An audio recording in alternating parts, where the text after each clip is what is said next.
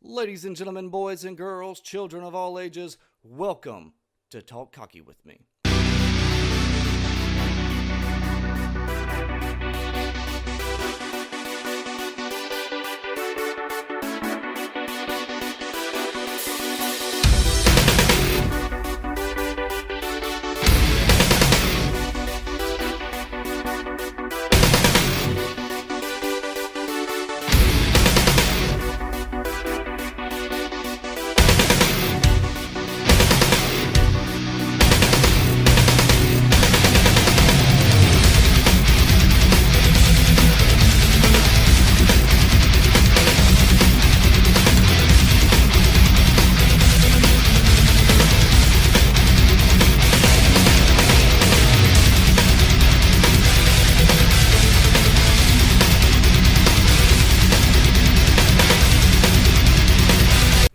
Talk Cocky with me is proudly sponsored by McCraw Media.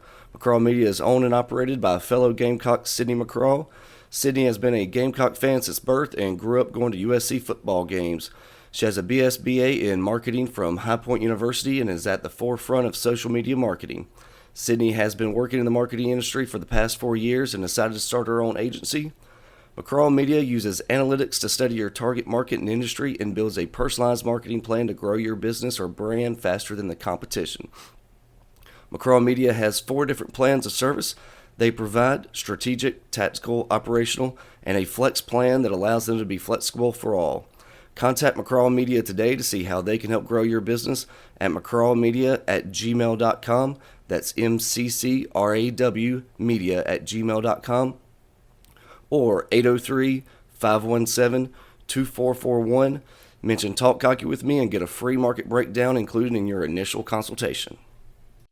Okay, want to welcome back, I should say, a very special guest, Brandon from Talk Cocky with me here to discuss the state of South Carolina athletics, the second annual state of the state for us. Last year, we were just rookies at this whole content game and things like that. I remember being all nervous to connect. Now look at us, fast friends over social media. But welcome back. It's nice to connect with you again, man. How's everything going?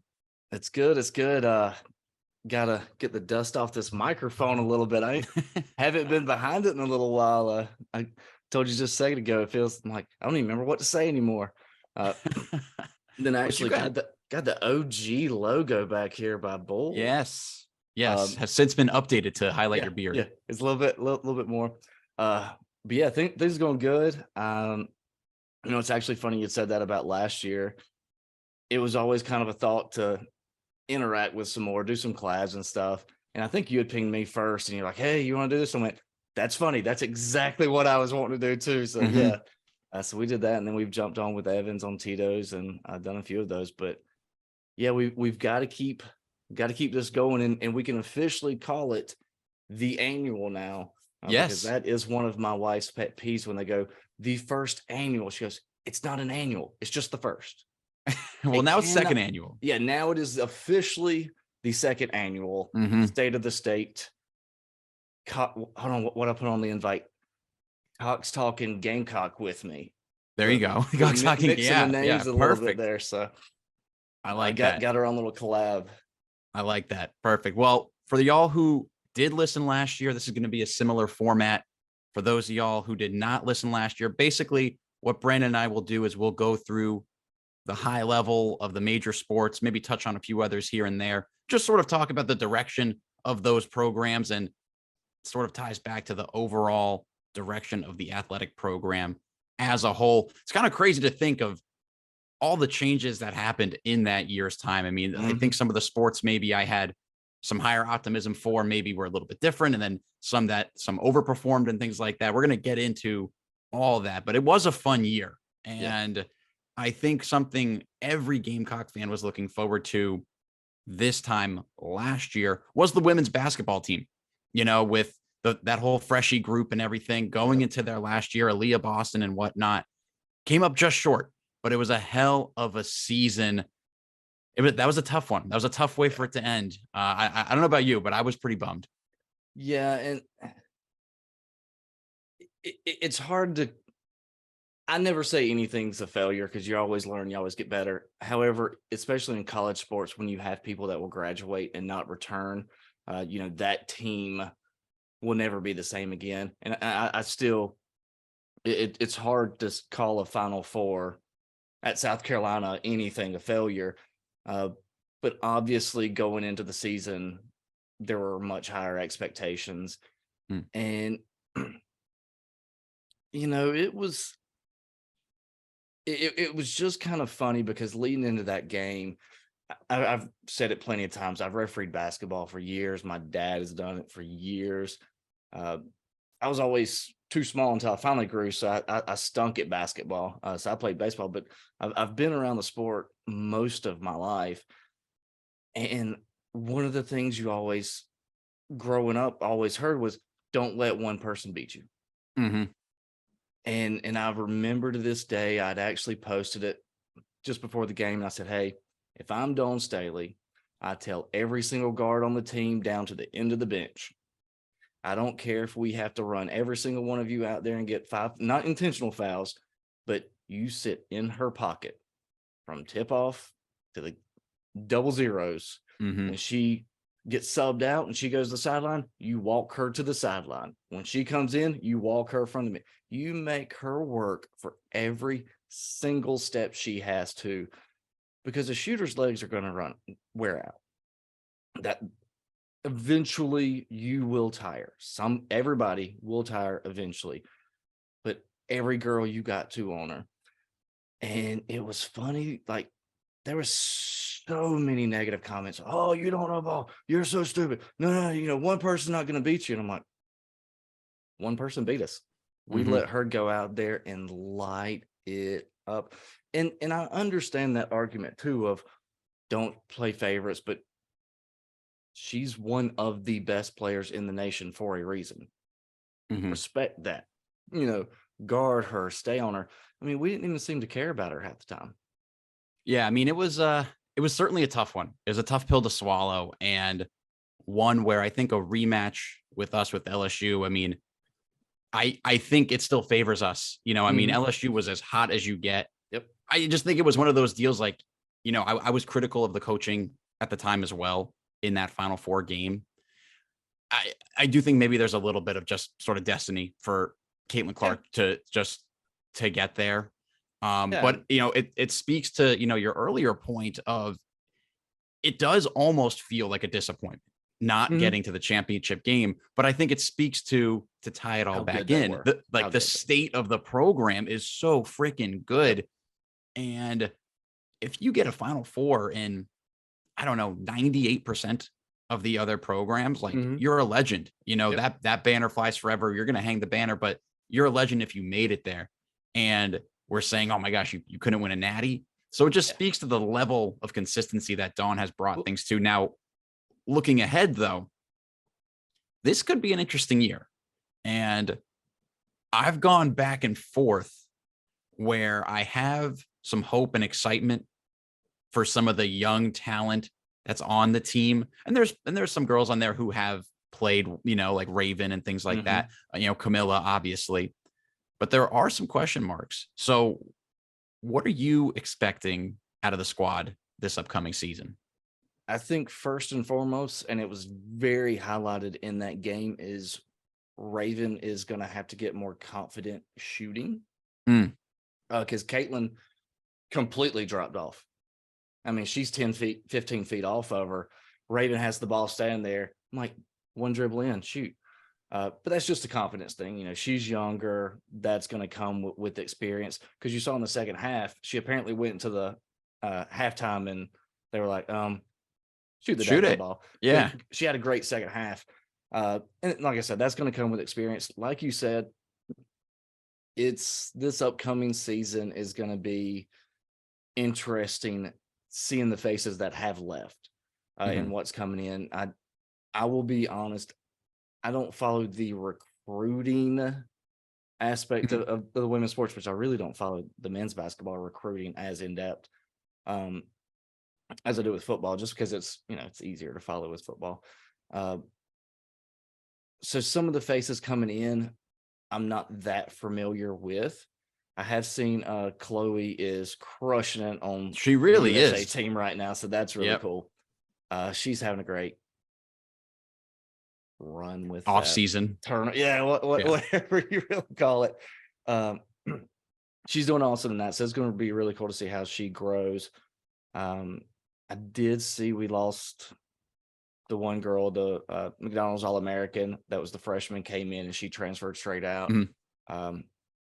So yeah, it's, when Asia came and left, it took a little while before we really felt confident down low again. And of course, we had some really good players after Asia, but then Alea Boston comes in, and you're like, okay, that's the level that Yeah. we're expecting now. And so it's who's going to be the next Yeah. Asia / Boston. Yeah, it's exactly that. Like, who's going to be that signature player for Dawn? And she has recruited at a high level. I mean, I couldn't rattle off the rankings right now, but there was a number one thrown in there. It's consistently, Tons. top, right? So to me, like, there's a couple interesting transfers that have come in, but I think Camila Cardozo, this is her season. Like, she's shown flash. She's shown more than flashes really last year. This is her season. I think that's sort of where you build the team out. That's how Dawn likes to structure her team. I lowered the bar a lot in my last episode for them with Mrs. Hopkins. We gave them homework assignments. I gave the women's team 2. I said, get to the SEC championship game, not necessarily win it, but by the end of the year, you should be rolling. But then in the big dance, in the big tournament, I lowered the bar and I said, get to the Sweet 16. Like, get to that next weekend. There's going to be tough competition. Women's basketball has gotten better year over year. And, get there, get good experience. And then from there on, you should get back to rolling. Yeah. But women's basketball, and absolutely nothing against Coach Summit at Tennessee, but it's not what it was in the 90s when Summit made her run. It wasn't what it was when Gino made his run. I mean, you usually had 2 good teams, one really, really, really good team, and then maybe another or 2 that on any given night could run with them. Yeah. I mean, this past year, your top 5 teams were really good. Yeah.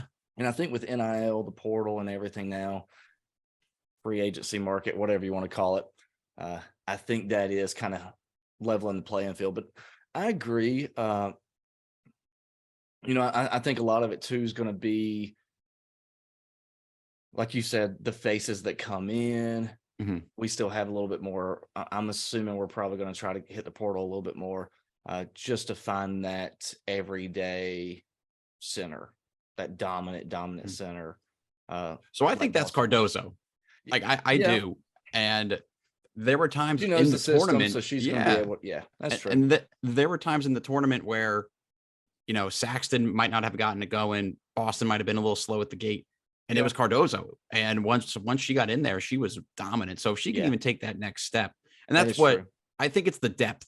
If we, that's the different piece. Instead of having 3 bigs, you might have 2 now. So I am excited though. I mean, I think any team that is led by Dawn is going to be competitive. Might just be a little bit of growing pain this year. Yeah.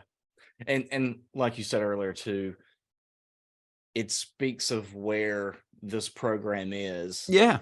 That we're saying, it may not be that great of a year, Sweet 16. Yeah, right. I mean, it's incredible. Like, it is truly, like, we are so spoiled at this point, but just what Dawn has built and the support she's gotten from the school and everything, it's fantastic. It's fantastic. So I think they're in a great place. Going to be an interesting year, but an interesting year. Yeah. State of the state for the women's basketball. Good condition. Good. Yeah.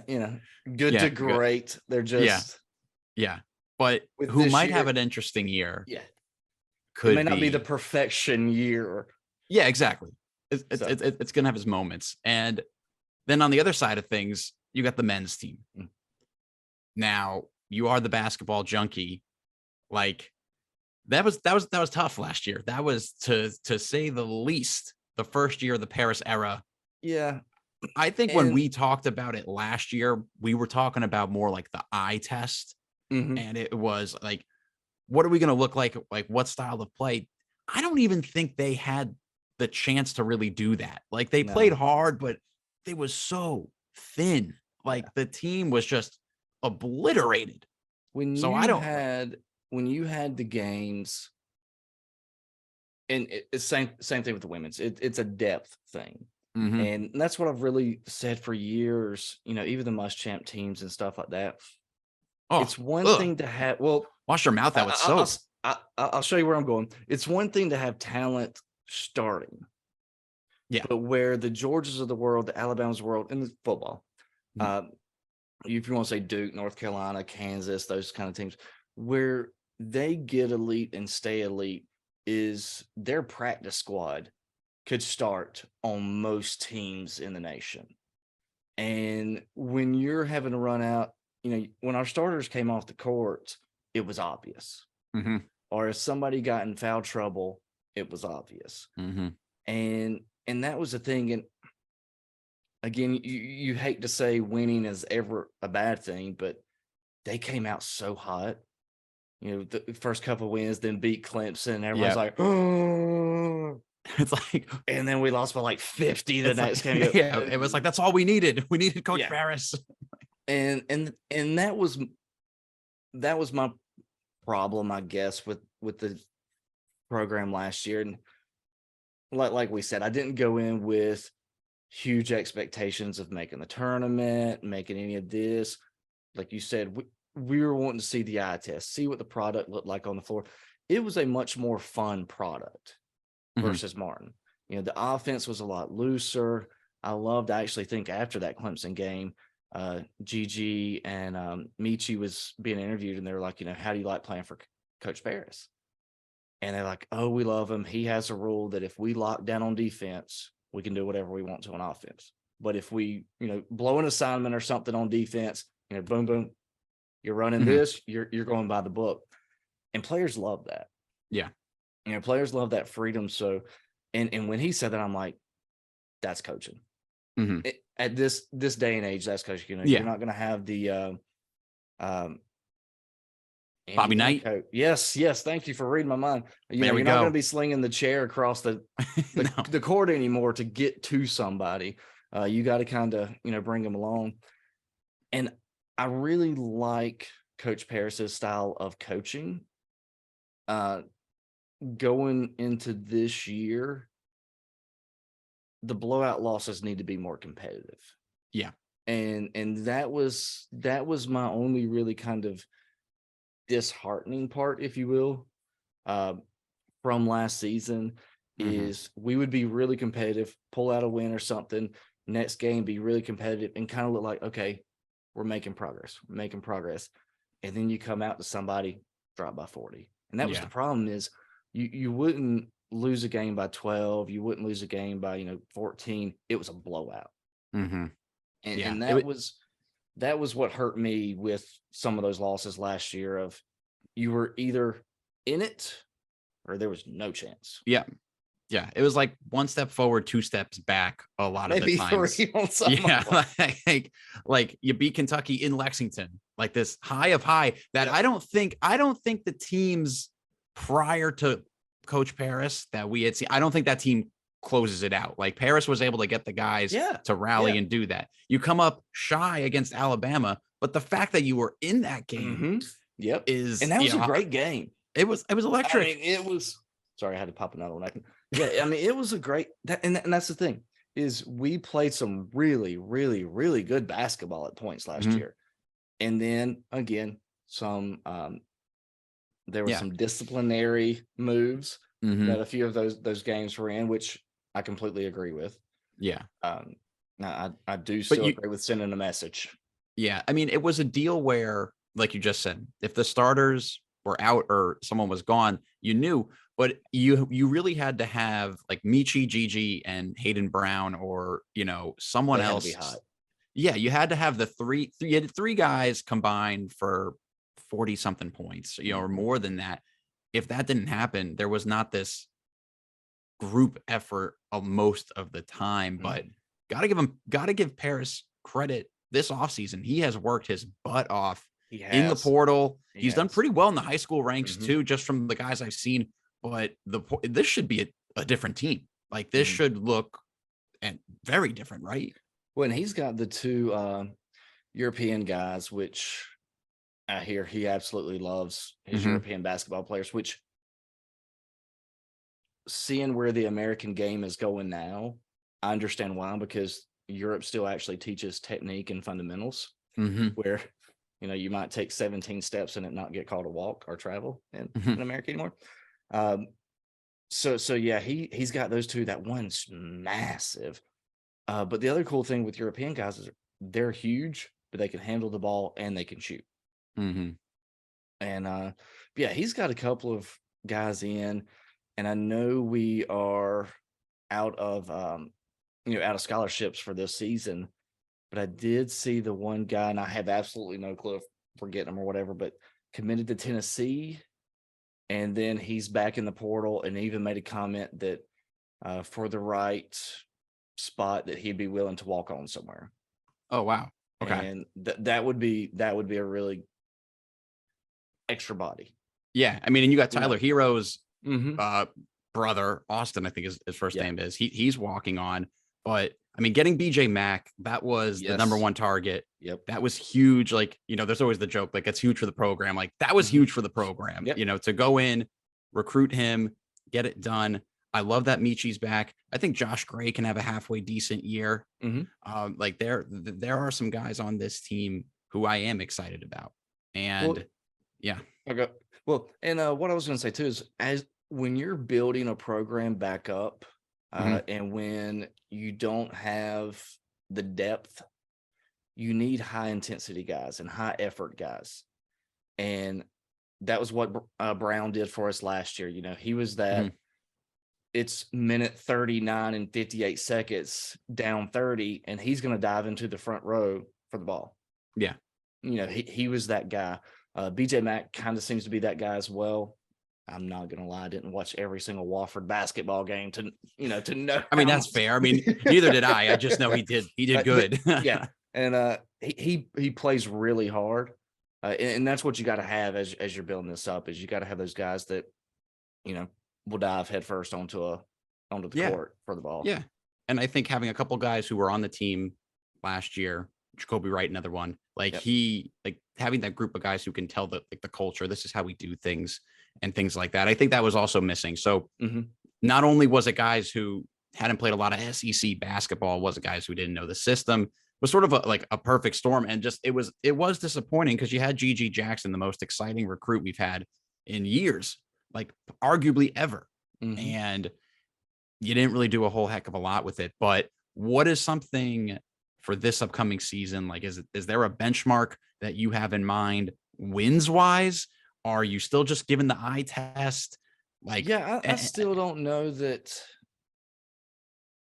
because like we said last year, people have to be realistic, and I get the world we're in. It's instant gratification, NIL, people can move back and forth, really quickly. But when Paris came in, there was nobody on this Mhm. roster. Nobody. Like anybody that had quality production left. Mm. And I have my opinions why that happened. I won't go there. That guy's gone. But yeah, I think I saw it was like 89% of all the production from the year before had left. And everybody's like, oh, well, we got GG.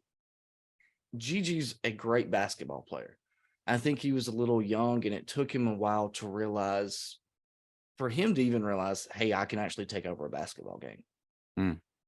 And the other thing with basketball, like you said, we finally have some guys that's been in the system for a year now.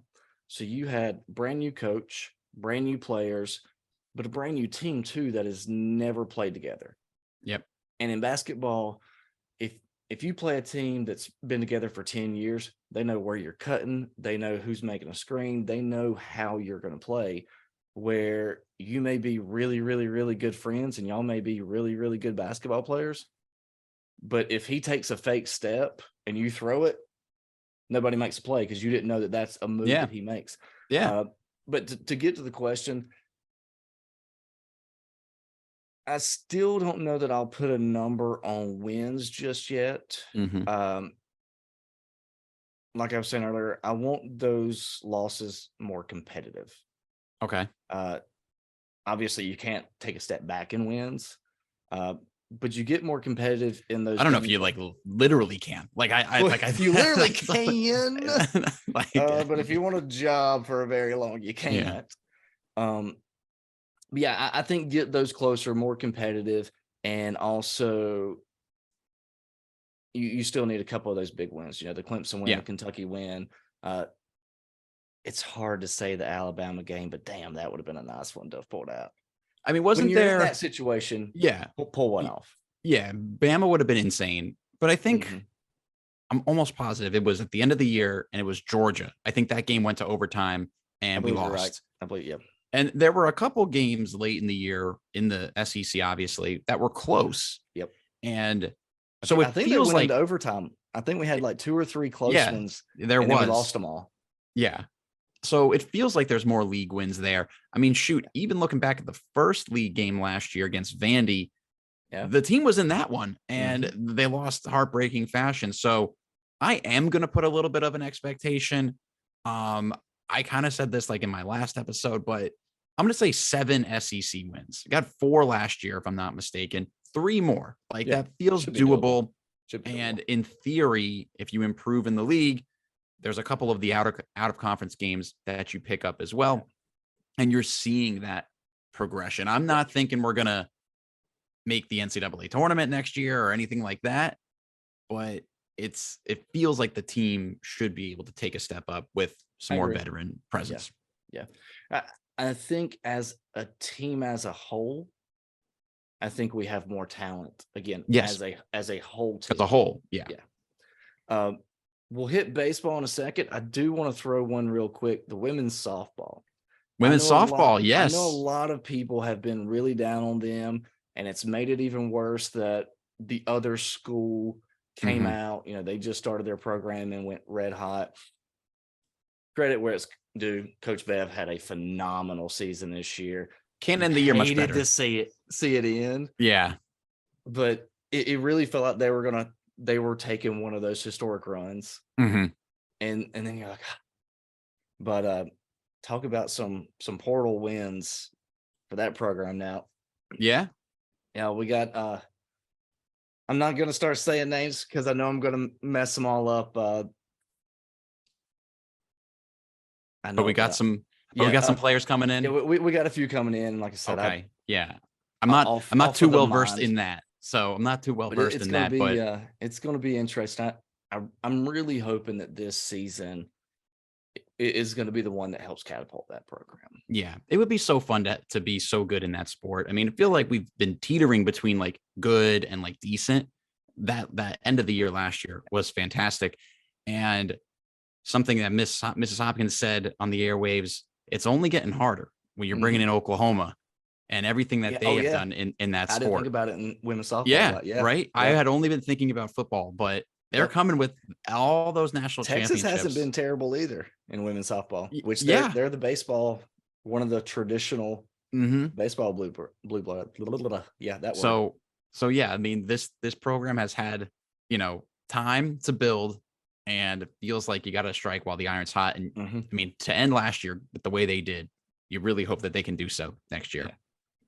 Yeah, and so that'll segue us into baseball, where we did put on, and I think a lot of people put on actual expectations for this year. Oh, And yeah. I know I made a couple of posts of, it's no surprise Mark Kingston's job was on fire going into this past season. And I said, what's bare minimum? Is there a certain number of games? Is there a position in the playoffs? Where does Coach Kingston have to get to for you to go, okay, he saved his job? Without a shadow of doubt, every single person said no less super regionals. Yep. And it was like unanimous. Yeah. Amongst the fans. Everybody was going there. And I was kind of the one too that once you get into the postseason, people get hot. It's hard a lot of times to say X amount in the postseason or Yeah. you're fired. Like if the season would have continued the way it would have, you got to the regionals and someone got injured and you didn't make it to the supers, like Yeah. you can't Context hang matters. somebody. Yeah. You can't hang somebody's hat on that. And it was so funny because when me and Evan did the baseball episode, Mhm. we'd just gotten into the SEC play. I think this was the week before. No, because it was just before LSU. Okay. Just before. So times were good. Yeah, we were still good. And we're like, hey, we're not jinxing anything. And I remember I even made him the comment. I said, barring any kind of catastrophe, like Mark Kingston's got his job next year, right? Like, oh yeah. So then we go LSU series, we split. That one was a heartbreaking loss, that second game. But then you had a couple injuries, especially starting pitching. Middle of the lineup had some guys drop, and the season just went sideways. Kind of fell off. And then you have people, fire him. And I'm like, whoa, we're 2 weeks removed from the hottest team in the nation. Yeah. For the entire season. Like, let's give it a little bit of a break. But so how are you seeing the first half of the season? First half of this past season? Mm-hmm. I mean, that's the Carolina baseball we know and love. I mean, that's what we thought this team was, a team that had pop. I mean, I think Petrie was a huge surprise to most with just how hot and consistent he was. Yeah. Right. It wasn't this guy that comes in and has a big series. His slump, he was still batting over 300. Yeah. It just wasn't hitting home runs. It was like, we were like, oh, Petrie's in a slump. I'm like, he's still batting 300. Like give the kid a break. But it was so much fun. And it felt like the teams like had that juice and had that edge, especially at home, where they were like, you are not going to win here. And I feel like those great Carolina teams exemplified that. Took the words out of my mouth. Yep. We did not lose at home. Yeah. It was fantastic. And I think the fans were behind it because I think while people might have been sour on Kingston, and I think there were people who, were ready to move on from him, like consequences be damned. Like, we want the team to be good. Like, we're a passionate fan base. So it was like, okay, like we're rolling. I can eat my words. Let's go. Like, we're all the better for it. And then, obviously the second half of the year, though, was a different story. And that was definitely crappy. Well, and a lot of that, too, with Petrie, when Casas got hurt. So that drastically changed the lineup because you took Petrie's protection away. Yeah. Because you had to pitch to him. He's the freshman versus the upperclassman. And when he went down, we still had some good bats, but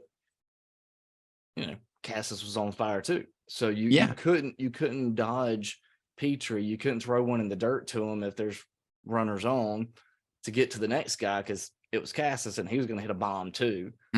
Where once he goes down, then the lineup saw some issues.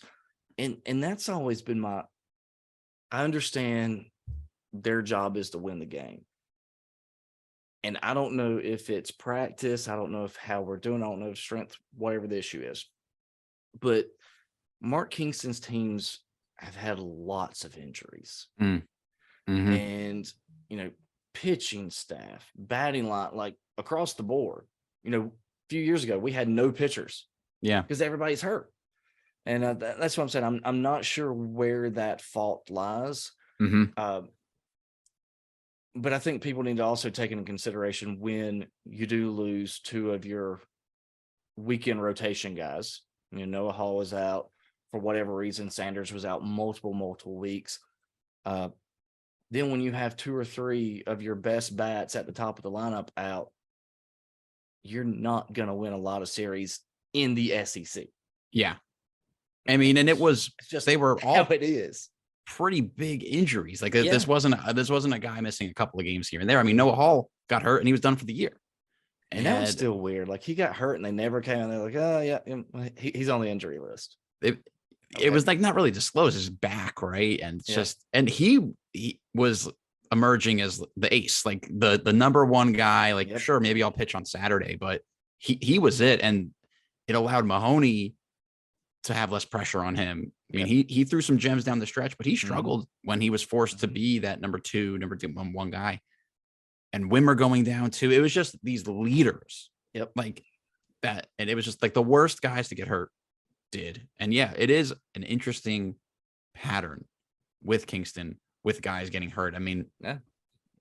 It's a long season. Guys are going to get banged up, but to have sustainable injuries, it's tricky. But what are you thinking for this upcoming season? I mean, there's some reason for optimism, but there's also some reason for concern. Yeah. Particularly, I Well, feel like and on the pitching side. It's actually so Rick Miller, former or frequent guest, not former, he did ask, what are the expectations for the program, and do we think we're heading in the right direction?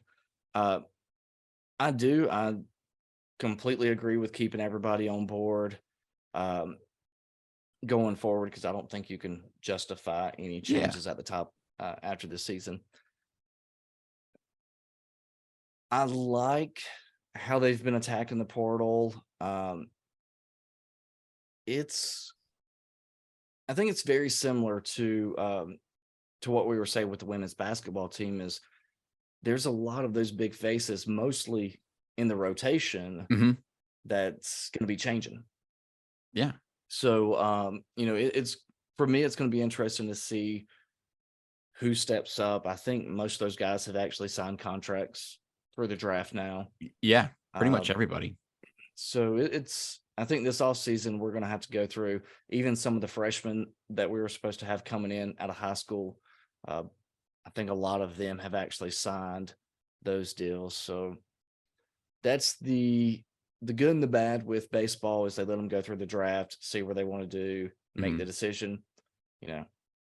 That's great if you're able to get them to come back and you can say, hey, we had guys that went in the third round but decided to come play for us. But it equally sucks when you have guys that went in the third round and they left because you spent all those years recruiting.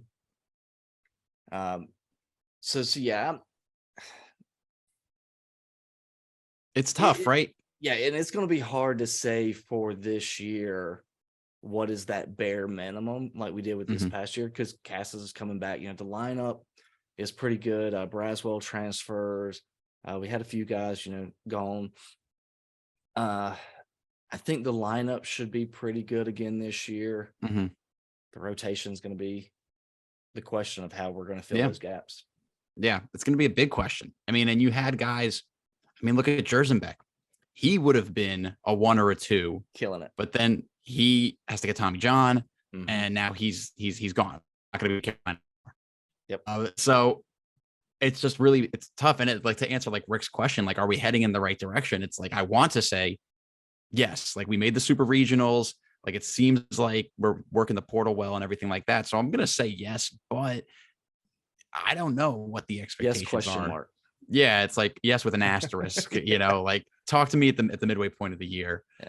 It's tough, but I think at a minimum, and I remember saying this last year, is that you still have to get to regionals, like that bare minimum floor at USC. Like, if you can't find a way to get that, like, guys to the draft and everything, I understand, but there should be talent in and around the program to get back to regionals.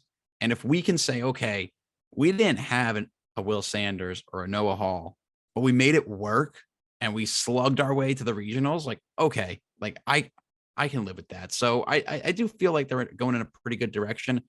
I think people are just not a fan of Kingston. So I think if things start to slow down, like, people will be calling for his job once again. I'm like lukewarm on the guy. Like, I can like take a bit, I want continuity, but I'm not completely sold. I think a lot of people's issues with him, which I'm not a huge fan, is he came in. I don't think he's as heavy anymore, but he came in very heavy analytics. And, that's all he talked about. Launch angles, this, but all that stuff's monitored now. So it is part of the game, whether you like it or not. Yeah. And it was funny because I'd actually saw an interview I'd never heard before where Tanner had actually said, because everybody's like, oh, Tanner just had a great feel for the game, and he's actually made comments. He goes, oh, I was big into analytics back then. He said, but our analytics was spreadsheets. Yeah. He said, and I had like binders of spreadsheets, and I'd go through and look. He goes, you just had to look at the numbers and you had to process it. Mm-hmm. And because that's the thing that I've always said with him was he would know, hey, this guy's batting 1 for 300 in his career, and this guy's batting 429, but I'm going to pull him and pinch hit this 1 for 300 guy in the bottom of the ninth with bases loaded and 2 outs, and that guy gets a hit. Like, it never didn't work. Mm-hmm. And he probably looked at an analytic that said on Tuesday the 5th, when the wind's blowing 2 miles an hour, and on a, like, it just always worked for him. And I think that modern day was what got people off on Kingston a little bit. Mm-hmm. And seeing guys swing for the fence every single pitch. And I think it just kind of wore out his welcome a little bit early on. But, like you said, at South Carolina, we have kind of an expectation for baseball. And when you mentioned the regional, I do absolutely agree. Regionals is bare minimum. Yeah. Of what your season should be. Bare minimum. Yeah. Now, if you're saying, firing guys and stuff, that was where I was kind of like, I don't know where I'd put it. But no, the University of South Carolina Gamecocks baseball team should never not make a regional. Exactly. Like, hosting is great, but Yeah, making it is Mm-hmm. absolutely necessary. Yep. And I mean, I don't care if you're 64 teams. I don't care if you're 64. And Yeah. you have to go to Hawaii to play in there. If you're the 4 seed, you should never not be in a regional. Yeah, absolutely. Like, the talent in and around the state is fantastic. I can go get some high school teams around here and make the top 64 teams in the nation and make a regional. Yeah. I mean, the Marist regional. Yeah, seriously. But yeah, I agree with you on that. Regionals is a bare minimum. Yeah, for sure. So we'll see, and I think if Kingston gets us there, and so you're looking at, by all definitions, like 2 successful years, like, yeah, I think you could say like we're going in the right way. And obviously it's all recruiting and things like that, Mm-hmm. but hopefully we can keep it up. But speaking of keeping it up, we got to touch on the big dogs. It's right around the corner, Brandon. Mm-hmm. Football. I'm ready. We were saying before we hit record, it's time. Yeah. Like, we're less than 50 days. We'll be 45 when we're recording. It's 46. Yeah. I'm ready. Like, I am. My Saturdays are fun in the summer, but there's nothing better. My Saturdays haven't been fun. I've been building that barbecue barn. I'm tired. I'm ready to sit back and just eat and drink beer and watch football. Yeah, the barbecue barn will pay off. Yes, when football season is here. Yeah, short-term loss, long-term gain type of deal. But I mean, wow, to end that year the way that we did. I had Kai Kroger on my show not too long ago, and just talking to him, being a part of that ending. And then I think it's a deal where if this program ascends to the places that we feel it can get, or maybe we saw it before and things like that, I think those 2 weeks against Clemson and Tennessee are going to be where, like, that was it. Like, that was the moment where things clicked. Yeah. That's where people realize South Carolina can do stuff, and it just catapulted. But I mean, I'll toss it to you. I mean, the end of the year, all the year, like, my goodness, like, what are you thinking? Well, and it was actually funny the way that you worded it, and I know you didn't realize it because I do the same thing. I didn't realize it until the other day. I saw a highlight clip from the bowl game. Mm-hmm. I went, "Oh yeah, we played Notre Dame. Yeah, and we lost terribly at the end." I was at the game. Yeah, and that was one of those with the guys that had transferred, a couple of injuries and everything. We ran out of horses at tight end. We ran out of horses at wide receiver. That's what it was. And that's one. And bowl games now, if you win, they can help push you into the next season. If you lose, they really don't seem like they're that big of a issue anymore. Yeah, I agree. Probably unless you get stomped or something. But, I agree completely. Last season was kind of one of those up and downs a little bit, Oh yeah. There were some games that were closer that shouldn't have been. Mm-hmm. And then, there was a game or two where you're like, oh, why did we just do that? There were some real stinkers. Like, it was a roller coaster. But then when Tennessee hit and then Clemson hit, and you're like, and I've got to be honest, I didn't go into Tennessee expecting to lose because I will never, ever, ever go to it. One, I'm a fan, so why do I care? You know, you should never go to a game expecting to lose as a fan, or ever. But I just kind of went in impartial, and I was like, okay, you know, we're going to go into this game. I'm going to have a fun night out with some friends, watch the ball game. Is what it is. And then when they hit the first one, I was like, then the second, then I'm like, whoa, this is fun. Yeah. But the Clemson game, we actually had one of the Gamecock Eats meetups at Lewis Barbecue here in Greenville. And it was kind of another one of those, like, as it's happening, I'm just waiting. I'm like, okay, we took the lead. Here it comes. Okay, we're punting it off to them. They're about to get the ball. Here it goes. Oh, he fumbled it. and it was just kind of one of those that live, it was hard to enjoy because of, you know, our recent history of the name that I meant, you know, the name of previously that you don't mention anymore. Like it's just been that way the last few years where you're finally in a good position and you know something's bad gonna happen. You know, it's back to those old Gamecock days of you're expecting something to happen when we got Pete Limbo now. We got Shane Beamer that they're the two best special teams coaches in the nation. And that's how we won that game. The fumble on kickoff and the fumble on the punt. Yeah. I mean, I think it's, and this is something Beamer's talked about. It's not just changing the culture in the locker room. It's it's changing the culture, like with the fans, you know, like find some joy, things like that. You know, like there is a new sheriff in town, and the Beamer teams, like, yes, there are some bad examples of games that went bad, like Florida, Georgia, things like that. But for the most part, the teams fight and they don't let one week dictate what happens the next, which is something we saw all too often before him. And so for the team to shake off Florida and then do what they did against Tennessee, I think speaks to the culture in the building. And then as fans, we do need to start maybe wrapping our heads around that. Like, like the shoe might not drop in some of these instances, but I'm with you, man. Like in the Clemson game, when we were punting off, I was like, they're gonna go down the field. You know, it's like the whatever minute offense it was, and it was like, that's it. You know, I was ready, and well, and it's ended funny like too. that. Fantastic. Well, and it's funny too. You mentioned Kai. I was scrolling through on YouTube the other day, and somebody tweeted something, and it was like, "Oh, our punter did whatever to you," but it was Tennessee, and he didn't have to do a whole lot against Tennessee because we scored every time. But so I'd YouTubed Kai Kroger, South Carolina, and there's a video where they break down his punts in that Clemson game.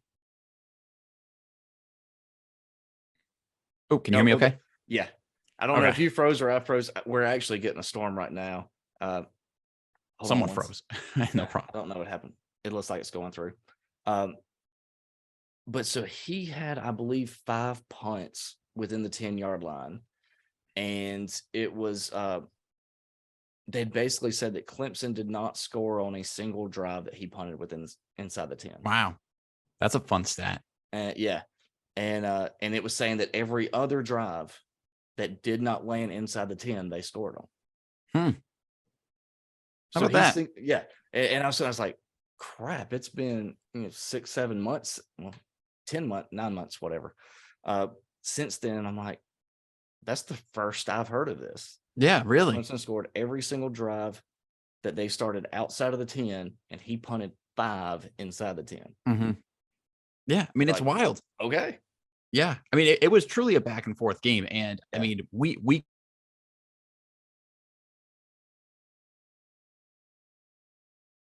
So we just lost power. Don't really know where that cut out, and hopefully it did not delete any of that recording because that would stink. I swear that would suck. We are a solid 40, 45 minutes or so into this, so hopefully that did not delete any of it. Actually, I'm 99% sure that I had it glitch out before with Chuck and Richards or Rick, not Richard. But since I don't remember where in the heck I was talking, we will actually do Chuck's question. So he said, how impactful has backfilling the tight end position been this offseason? And really, we mentioned the ball game a moment ago, and that was one of the obvious spots of weakness because we trotted out like one scholarship tight end for that Atkins. game. So yeah. I mean, I think. Sorry, go ahead. Nope. You hit it. I asked the question.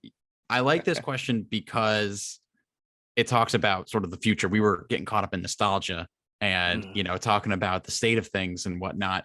I think this is huge because as exciting as Jaheim Bell was and everything like that, like he moved on, like whatever is what it is, but to not just like rely on one portal edition or to maybe double down in the high school ranks and hope you can get lucky with a true freshman. Like you're bringing in two established playmakers like Trey Knox. I'm super excited about. He's familiar with Dowell Loggins. He's everything you want. I think Josh Simon is going to be a huge, huge contributor, someone who you can play as a little bit of that hybrid, just kind of his build and everything like that. Nick Elksness, I always mess up his last name, but Elkins. I'm glad you went first now. Like he is someone who has a huge upside as well. My boy Connor Cox, like it goes down and down and down. Huge. I love that. Like I don't have like a recent jersey. He might have to be the guy just naturally. You gotta get one. Yeah. Just might naturally have to be it. But I think Dowell has talked about it. Shane Beamer has talked about it since he's been hired. You want to utilize the tight ends. And it just makes such mismatches. Makes mismatches in the NFL, makes mismatches, tongue twister in college. Look at what UGA is doing with Bowers and everything like that. We won't say the other name of UGA's tight end that should have came here. So I'm ecstatic about the tight end position. I'm excited about the skill positions on the outside. Running back we can get into, but I'm very excited about tight ends. Yeah, and I agree. I think the additions and Beamer just seems to be, and actually I want to get out of that habit. I believe in doing the coach name. I think society has gotten a little too nonchalant with it with the Beamer. He's Coach Beamer. What you want to Coach Beamer? Okay. Coach Beamer. I'm gonna stick with Beamer, but sure. I'll call him Beamer 75,000 times. It's one of those I try to, and then I'm like, Beamer's just cool though. You could do the online CSB. Yes, like they do that. Ooh, I like that. I like CSB. I really like the way, and he said it all, and it sounds like coach speak. But his opening press conference when he goes, when you expect to win, he goes, we're going to win now.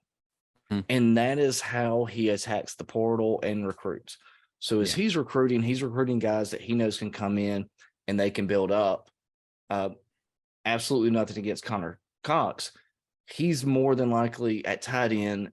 The likelihood of you coming in as a true freshman and starting in the SEC, you could, but you're probably going to get your butt whooped a lot because those guys are huge. So the fact that he's going to bring in some guys from the high school ranks that are clearly have talent, clearly can build to be great players, maybe not even down the road, maybe this year, but aren't physically to the point of being a starter yet.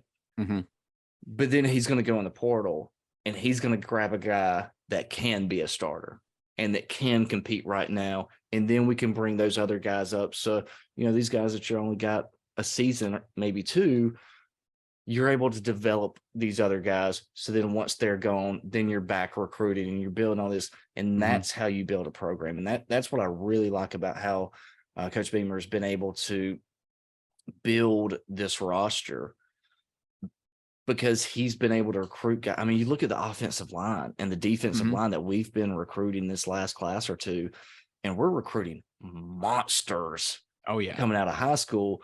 But he also knows, hey, these guys are 210 pounds coming out of high school. That's kind of where we want them to. That's still a little bit of baby fat. So we need to get them in our strength and conditioning, get them up to actual SEC strength and speed and, weight. Well, let's go out and grab some of these guys that can compete right now. Yeah.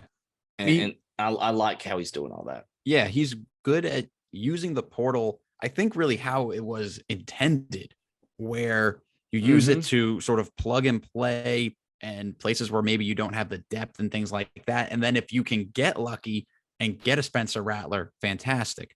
But you're not going to rely on the portal year over year to build your roster. It's more of just that depth, or, maybe you did lose a guy like a Jaheim Bell. Like, okay, we need to find a playmaker.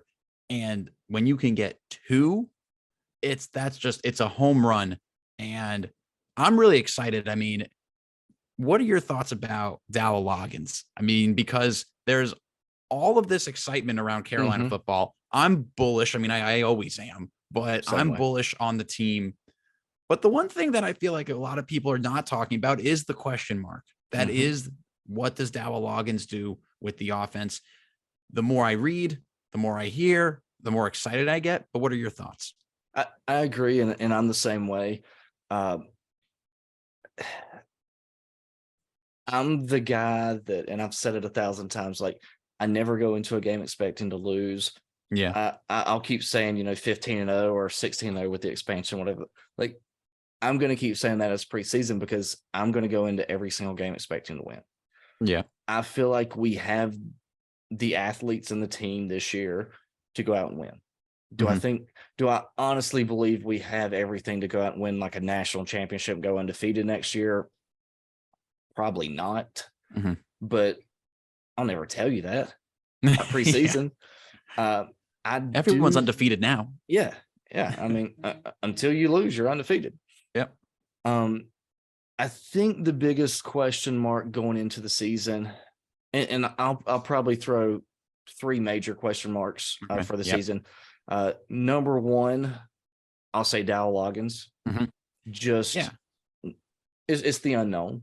It's not a slight against him. It's just it's the unknown. He hasn't called plays in a while. Hasn't called plays in college. It's okay to put a question mark, but I do like where you were saying with the tight end. The NFL does more on setups and what you're going against and everything. Yeah. There's a word for that. I can't think of it right now. Matchup. Yep, that one. Power going out and you keep looking at the cameras will do that too. I'm really interested in how he's going to do that. All the guys, when he's came in, they all seem really excited about him. I realize they can't really come out and be like, oh, he sounds like an idiot. He doesn't know anything about football. He doesn't even know what position the quarterback plays. I mean, I realize that, none of that's going to happen. But they all do seem genuinely excited, at least, from what they said talking to him. All the coach, I mean, everybody seems to have the same excitement, and you kind of expect to get somebody to eventually just be like, oh, I hadn't really talked to him too much, but everybody's like, oh, we talk all the time already. He's been here for 3 minutes and he texts me nonstop. Like, they're all like that. So that's question mark just to see. Like we said, it's the unknown. My number 2 question mark is going to be D-line depth and run stopping. I think it's really the issue that, and I don't even want to say issue, but I think that's just the question mark going into the next year for the defense.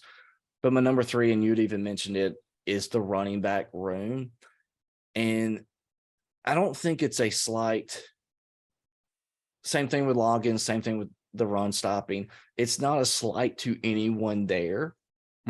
I think the running back room is the same thing with Dowell Loggins going into this year. It's just a little bit of the unknown. I don't think anybody on this planet would ever question DK's heart for the Gamecocks and that he would run through a brick wall or the defensive line for his team.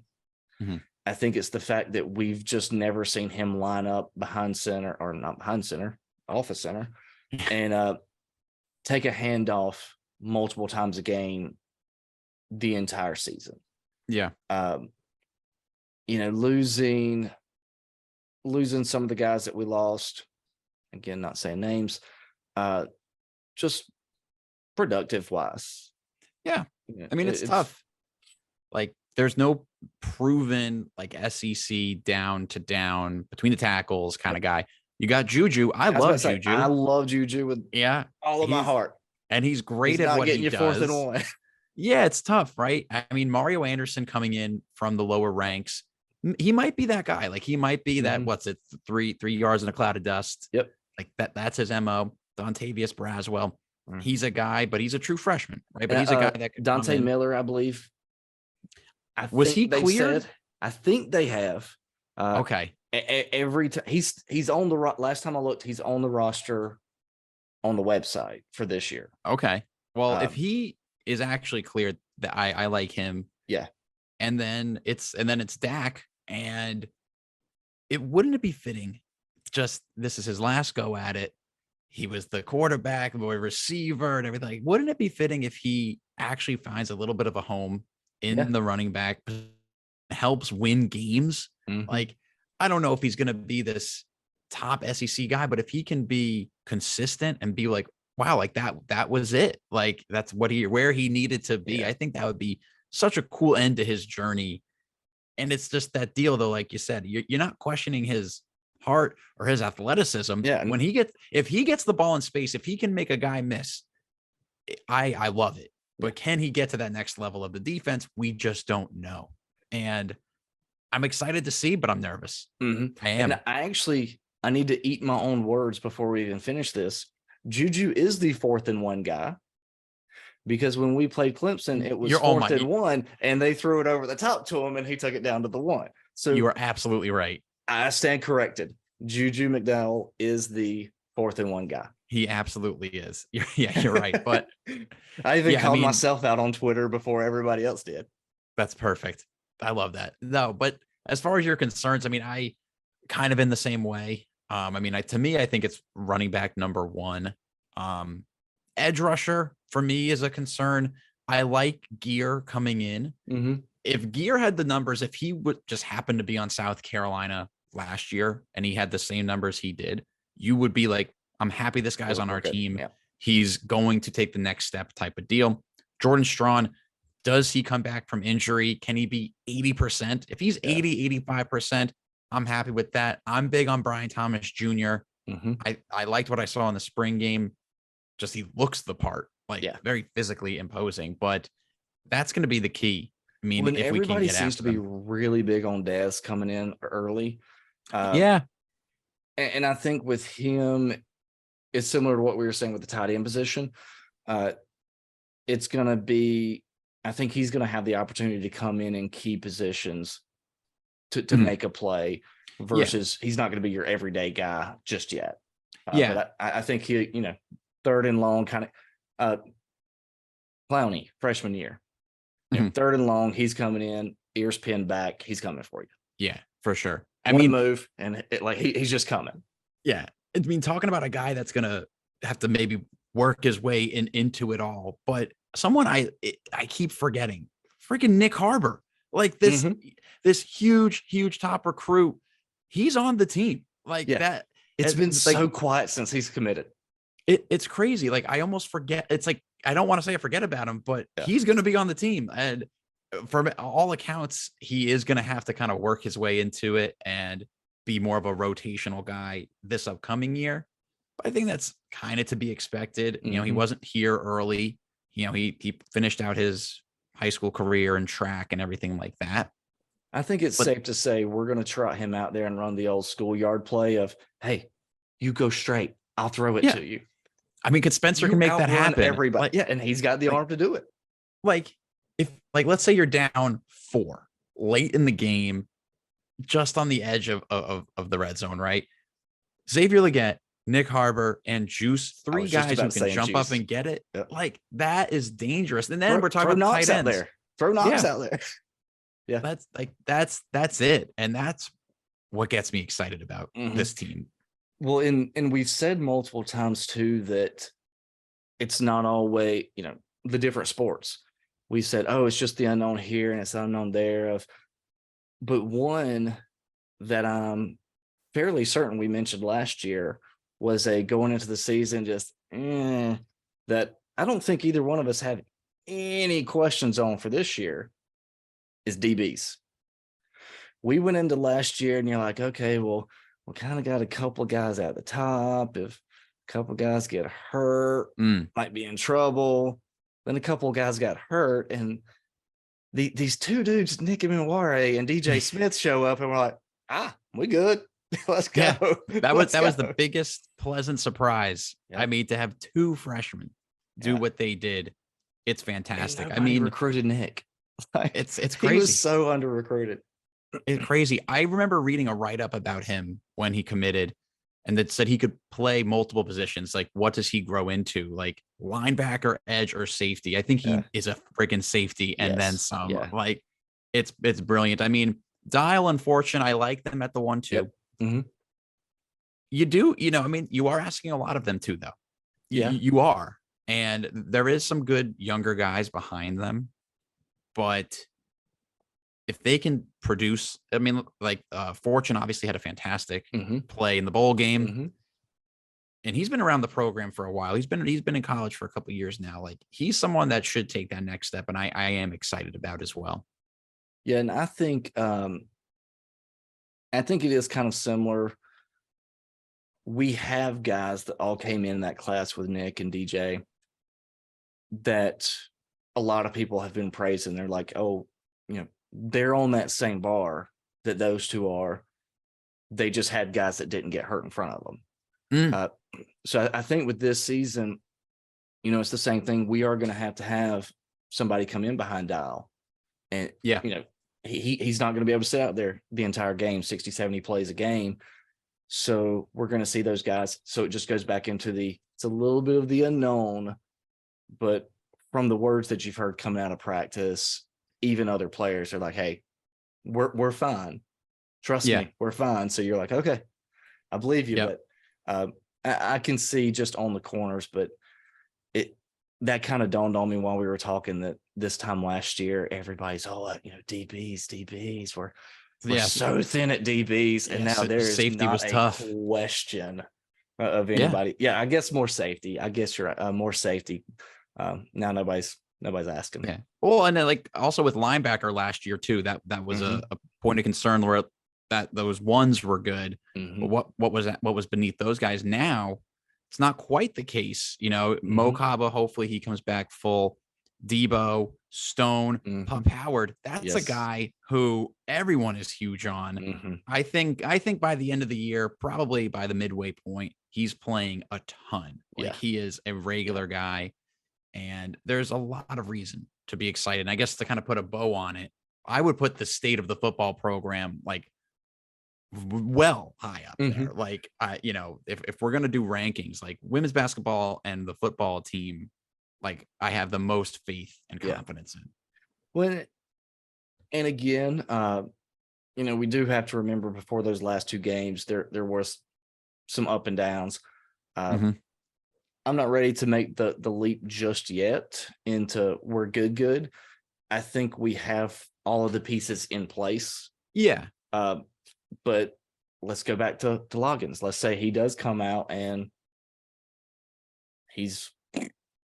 then you're gonna be like, oh well, we stink. I don't think that's going to be the case. Like I said earlier, everybody seems to be extremely high on him. Also, there were a lot of people that were extremely high on Kurt Roper when he came here, and we know what happened with that. Yeah. But if there's one thing I've learned in the short Shane Beamer era, it's to trust him. And I don't have to like every decision he makes, but he seemed to have been right more times than not. Most definitely. And he seems to, when he makes changes on the coaching staff, it seems to be, you look back on it, you go, okay, that was the right move. And when he goes out and he recruits somebody out of the portal, you rarely ever not see them on the field making plays. There's been one or two that we've brought in and they hadn't, blown up or something. But you go get a wide receiver out of James Madison that nobody really heard of a year ago. Now this time he's the number one wide receiver in the SEC. Yep. I mean, it's being able to evaluate like that on your roster and your staff. And if Loggins is his guy, Loggins is my guy. Yeah. I mean, Loggins doesn't even have to like blow the roof off the place. No. Like, I don't know exactly like off the top of my head how many points we averaged last year. I mean, that's going to be a little skewed. You take those last two games out, not a whole lot. Yeah. Well, we did the SC State and whichever other game it was the back-to-back 50-point games. Charlotte. Yes. Yeah. It was the first time since like 97. Yeah. So yeah, I would love to see the stat have broken down like in Power 5 or, just the SEC. But, all you have to do is take a little bit of a step up and just be more consistent, where it's not this one game good, one game bad. We can run it well. We can't run it well. Have more of a complete game plan. Keep the plays simple, or the play calls rather, which is all the things he's saying. Yeah. And, truly play to the strengths of your team. Don't just say that you're going to do that. Like, look at who you have, get the ball into their hands. And even if I think it elevates. So I'm trust in coach and him at the helm. Feel good. Yeah, I agree. And I think we wrap her up here because I think the Storm's rolling in again. There's a little glitchy in there. But I agree. I think the state of the athletics department as a whole is in really good shape right now. It's in good shape. There's places we can improve. We can do a whole different episode on NIL and whatnot.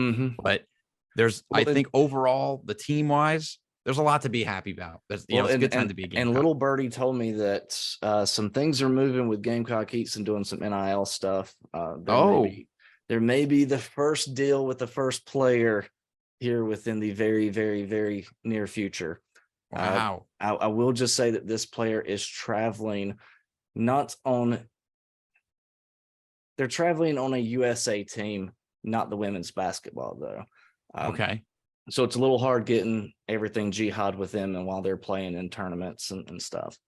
Trying to do some things to get that NIL ball rolling, not just on football, but across the board. But love it.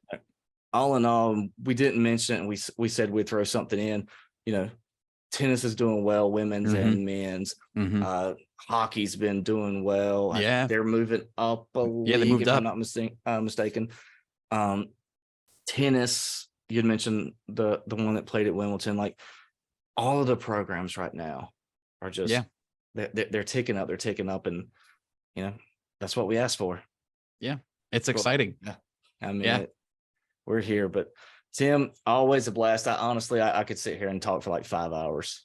Yeah, likewise. Likewise. This was a lot of fun. Yeah, we could chill all the time and just talk. But I'm already getting the text message. Can we eat supper? So I should wrap it up, and we'll do it again, man. Same time next year. We will have the third annual State of the State. Absolutely, man. Well, this was fun. Thanks for joining, and I'll speak to you soon. Yeah, and I'll do my Go Gamecocks. I still remember how to do it.